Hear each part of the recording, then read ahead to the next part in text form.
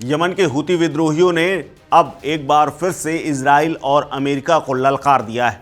Israel में missile गिराने के बाद हूती विद्रोहियों के हौसले इतने बढ़े हैं कि उन्होंने स्पष्ट कह दिया है कि अगर अब हमला हमारे ऊपर किया तो फिर उसके बाद ये एक ही बैलिस्टिक मिसाइल हमारे पास नहीं है, अब तो इसके बाद ये कंटिन्यूएशन में आपको छेद करके रख देंगे। इसके साथ ही ईरान भी अब यमन की मदद के लिए आगे आ चुका है और उसने अमेरिका और इजराइल को सीधे शब्दों में चेतावनी दे दी है कि अगर युद्ध हुआ तो वो यमन के साथ खड़े।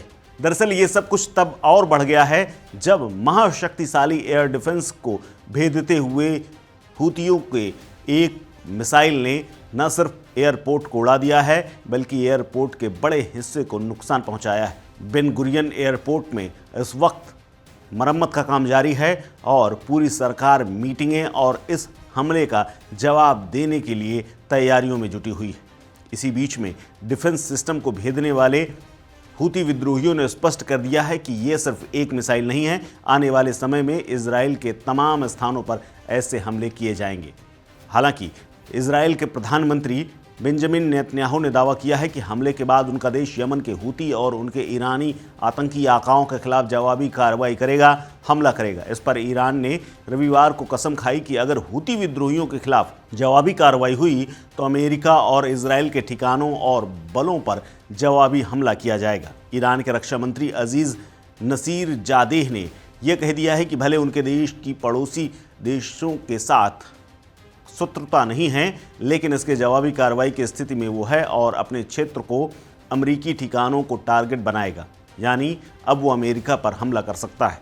ईरान के रक्षा मंत्री अजीज नासिर जादेह ने कहा है कि अगर ये युद्ध अमेरिका या ज़योनी शासन यानी इजरायली द्वारा शुरू किया गया तो ईरान उनके ठिकानों, उनके तमाम व्यावसायिक और सेना के तमाम खुफिया इलाकों में भी हमला करेगा। वो जहां भी हों वहां भर वो मारेगा। अजीज नासिर जादेह की टिप्पणी के बाद ईरान ने कासिम बसीर नाम के एक नई ठोस ईंधन बैलिस्टिक मिसाइल की टेस्टिंग भी की है, जिसकी क्षमता 1200 किलोमीटर की मार की है। गौरतलब है कि हूती विद्रोही यमन के बड़े हिस्से को नियंत्रित करते हैं और हूती हमलावरों ने गाज़ा और पट्टी में हमास और इजराइल के युद्ध के बीच में कई बार यानी साल 2023 के अंत में इजराइल और लाल सागर शिपिंग को निशाना बनाना शुरू कर दिया था।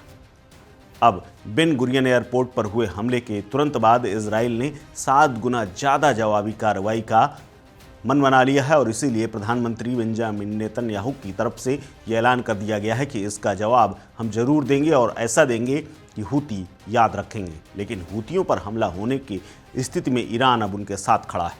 अब देखना है कि मिडल ईस्ट की ये लड़ाई कहाँ तक जाती है और कब तक खून खराबा होता है। हालांकि इजराइल का मूड इसी बात से ख़राब है कि उसके सबसे सुरक्षित माने जाने वाले एयरपोर्ट पर बैलिस्टिक हमला किया गया है और बड़ा नुकसान पहुंचाया गया है। फिलहाल इस खबर में इतना ही। अपडेट्स के लिए बने रहिए वन इंडिया हिंदी के साथ। नमस्कार। Subscribe to One India and never miss an update.